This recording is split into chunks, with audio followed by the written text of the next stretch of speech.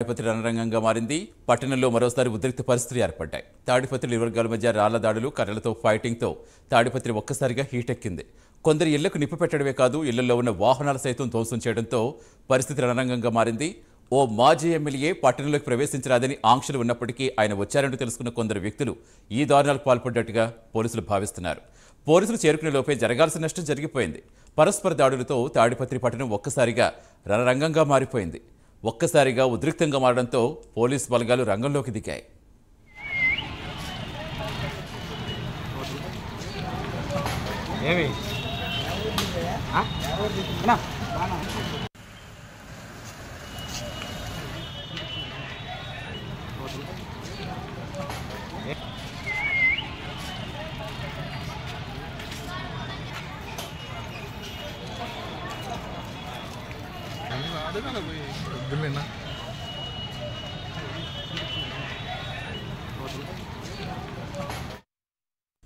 తాడిపత్రిలో high tension కు సంబంధించిన పూర్తి వివరాలు ఇచ్చేందుకు మా కరెస్పాండెంట్ నాగేంద్రనాథ్ జాయిన్ అవుతున్నారు. నాగేంద్రనాథ్, అసలు గొడవకు ప్రధాన కారణం ఏంటి? ప్రస్తుతం పరిస్థితి ఎలా ఉంది? పోలీసులు ఏం చెప్తున్నారు? ఇరు వర్గాలు ఏం చెప్తున్నాయి? సతీష్, తాడిపత్రి పట్టణంలో రెండు వర్గాల మధ్య ఆధిపత్య పోరు దాదాపు 4 దశాబ్దాలుగా కొనసాగుతోంది. ఇరు వర్గాల మధ్య ఆధిపత్య పోరులో భాగంగానే జరిగిందని చెప్పొచ్చు. ఎప్పుడు అనంతపురం జిల్లాలో ఈ చరిత్రలోనే ఎప్పుడు లేని విధంగా ఈ 5 నెలల కాలంలోనే 5 మంది ఎస్పీలు ట్రాన్స్ఫర్ అయ్యారు.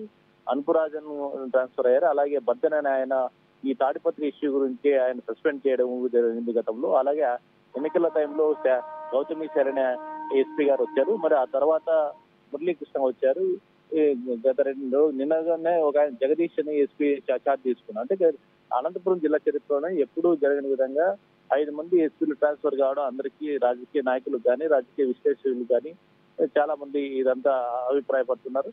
అంటే అనంతపురం జిల్లాలో తాడిపత్రి అనేది ఒక ఫ్యాక్షన్ ఘటనగా అంతా చూస్తున్నారు. అక్కడ కేవలం ఆధిపత్య పోరులో భాగంగానే ఎప్పుడు ఫ్యాక్షన్ జరుగుతుంది, ఇరు వర్గాల మధ్య పోరులో భాగంగా జరుగుతుంది అని అంటున్నారు. ఇంటెలిజెన్స్ వర్గాలు కూడా ఇక్కడ ఖచ్చితంగా జరుగుతాయనేసి కూడా నిఘా వర్గాలు ఆల్రెడీ చెప్పడం జరిగింది. అయితే పోలీసులు ఈ విషయంలో అదుపు చేయడంలో వైఫల్యం చెందాలనేది అభిప్రాయం కూడా వ్యక్తం అవుతుంది.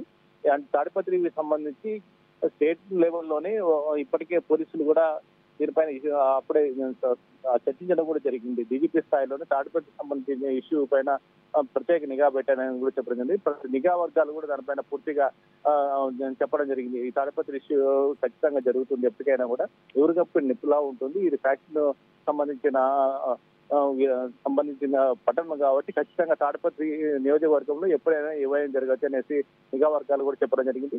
దీనికి సంబంధించి పోలీసులు సరైన చర్యలు లేకపోవడం వల్ల ఇదంతా జరిగిందనే ఒక అభిప్రాయం అయితే ఉంది. అంటే ఎస్పీలు మారడము, అలాగే గతంలో జరిగినప్పుడు ఎస్పీ భర్తను, అలా డిఎస్పీ గంగయ్య, మురళీకృష్ణ వీళ్ళంతా తాడిపత్రి సస్పెండ్ కావడం, పోలీసులు కూడా తాడిపత్రికి పోవాలంటే వెనకంజ వేస్తున్నారు. ఎప్పుడు ఏం జరుగుతుందో అక్కడ ఇరు వర్గాల మధ్య ఆధిపత్యంలో భాగం.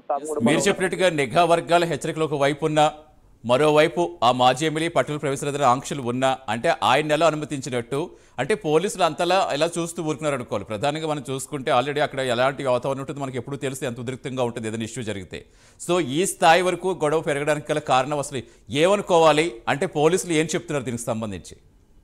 పోలీసులు చెప్పడం అంటే ఇరు వర్గాలు ఆధిపత్య పోరులో భాగంగా ఇది జరుగుతూనే ఉంది, ఎవరు వచ్చినా జరుగుతుంది అనేది చెప్తున్నారు. నిఘా వర్గాలు మాత్రం పూర్తిగా చెప్పడం పోలీసులకు అయితే ఈ విషయాన్ని తెలియజేశాయి. రాష్ట్ర స్థాయి డీజీపీ కూడా తెలియజేస్తాయి. ఇరు వర్గాలు ఖచ్చితంగా ఎప్పటికైనా కూడా మరీ గొడవ జరుగుతుంది అనే విషయాన్ని ఆల్రెడీ తెలియజేయడం జరిగింది. అయితే పోలీసులు వైఫల్యం దీనికి కారణమని ప్రధానంగా చెప్పవచ్చు.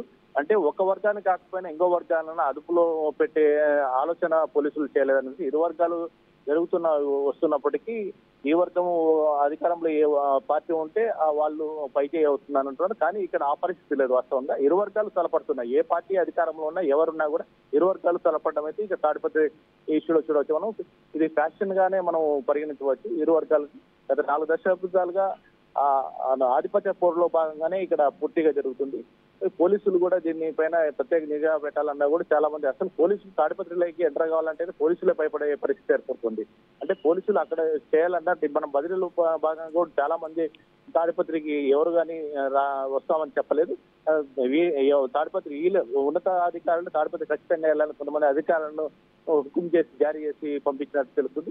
అంటే తప్పని పరిస్థితుల్లో కొంతమంది తాడిపత్రి కానిస్టేబుల్ స్థాయి నుంచి మొత్తం డిఎస్పీ స్థాయి వరకు అధికారులు కూడా పోవాలన్నా కూడా అక్కడ భయానక పరిస్థితి ఏర్పడింది. పోలీసులు ఒక వర్గాన్ని ఏం చేస్తున్నారు దానిపై ఖచ్చితమైన ఫాలోఅప్ లేదు. నిఘా వర్గాలు చేస్తున్నప్పటికీ పోలీసులు ఎవరు ఎక్కడికి వెళ్తున్నారనే దానిపై ఫాలోఅప్ లేకపోవడం వల్ల ఇదంతా జరిగిందని భావించవచ్చు. అంటే నాగేంద్ర ఆల్రెడీ కొందరు ఇళ్లకు నిప్పు పెట్టారని చెప్తారు, మరి కొందరు ఇళ్లలోకి దూరి మరి వాహనాలు అక్కడ ధ్వంసం చేస్తారని చెప్తున్నారు. అంటే ఎవరైనా గాయాలయ్యా? ప్రస్తుతం దాడుల్లో గాయపడ్డ వారి సిచ్యువేషన్ ఏంటి? పోలీసులు ఎప్పటి వరకు ఆంక్షలు విధించే అవకాశం ఉంది? తాడిపత్రి ఘటనలో దాడులు చేయడము, ఇళ్ల పైన దాడులు చేయడము, వాహనాలు దాడులు చేయడం, ఇంటికి నిప్పు పెట్టడం అనేది సర్వసాధారణంగా జరుగుతుంది. ఆ ప్రాంత వాసులకు మాత్రం ఇది కామన్ గానే కనిపిస్తుంది. బయట బయట ప్రాంత వాసులకు మాత్రం తాడిపత్రిలో జరుగుతున్న ఇష్యూస్ పెద్దగా కనిపించినప్పటికీ ఆ ప్రాంత వాసులకు మాత్రం ఇలాంటి జరగడం ఇక్కడ కామన్ అయినట్టు అక్కడ లోకల్ గా ఉన్న పోలీసులు, జిల్లా పోలీసులు కూడా ఇది కామన్ అయినట్టు చూస్తున్నారు. కానీ ఇళ్ల పైన దాడి జరిగింది. ఒక ఇంటికి కూడా వర్గం సంబంధించిన నేత ఇంటికి కూడా నిప్పు పెట్టడం జరిగింది. అలాగే వాహనాలు కూడా పైన కూడా దాడి చేయడం జరిగింది. గతంలో కూడా ఇలాంటి సంఘటనలు అనేకమైనటువంటి జరిగాయి. గతంలో మా ఇంటి పైన దాడి చేశారు కదా, ఇప్పుడు మీ ఇంటి పైన దాడి చేస్తామన్నట్టు ఒక వర్గం వారు ఎప్పుడు ఒక వర్గం సంబంధించి మరో వర్గం వారు దాడులు చేసుకోవడం సహజంగా జరుగుతుంది. అంటే పోలీసులు ముందస్తుగా ఇదంతా భాగంగా కట్టుదిట్టమైన చర్యలు తీసుకుంటే ఇవన్నీ జరిగే ఉండేది కాదని పోలీసులు ఆంక్షలు కానీ కోర్టు ఆంక్షలు కానీ ఇక్కడ వర్గాలకు వర్తిస్తూ ఆధిపత్య పోరు మీద కేవలం ఏ పార్టీ అధికారం ఉన్నా కూడా వీళ్ళు దాడులు చేసుకోవడం ఆధిపత్య అదుపులోకి తీస్తున్నారా నాగేంద్ర? ప్రస్తుతం గొడవలు పెరగకుండా అదుపులోకి ఎవరైనా తీసుకున్నారా? ఇప్పటికైతే సంబంధించి ఇరు వర్గాలకు సంబంధించిన వాళ్ళని ఇద్దరిని అదుపులోకి తీసుకోవడం జరిగింది. ఎవరైతే రౌడీ షీటర్లు ఉంటారో ఈ వర్గం కానీ ఆ వర్గం అన్ని వర్గాల వాళ్ళని మొత్తం రౌడీ షీటర్లు అందరినీ అదుపులోకి తీసుకోవాలని ఇప్పుడే కొత్తగా నిన్న జాయిన్ అయినటువంటి ఎస్పీ కూడా ఆదేశాలు జారీ చేసినట్టు తెలుస్తుంది. అంటే ఏ వర్గం సంబంధించిన వాళ్ళైనా కూడా ఎవరైనా కూడా ముందు అదుపులోకి తీసుకోండి, ఇలా గలాట ప్రొలాంగ్ కాకుండా చూడండి అంటూ ఎస్పీ గారు చెప్పినట్టు తెలుస్తుంది. ఏం జరిగే దానిపైన వాళ్ళు ఖచ్చితంగా మేము ఘటన ప్రారంభం కాకుండా చూస్తామని చెప్పి చెప్పడం జరుగుతుంది. రైట్.